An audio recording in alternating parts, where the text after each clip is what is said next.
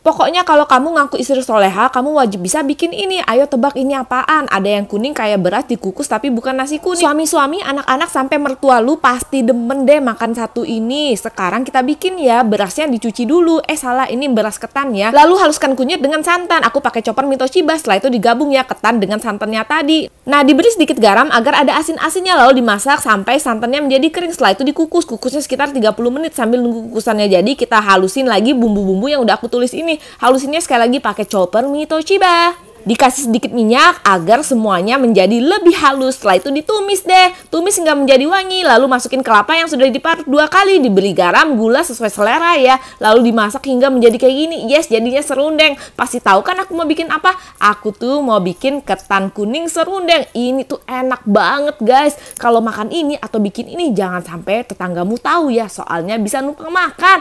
Ayo cobain masak ini juga.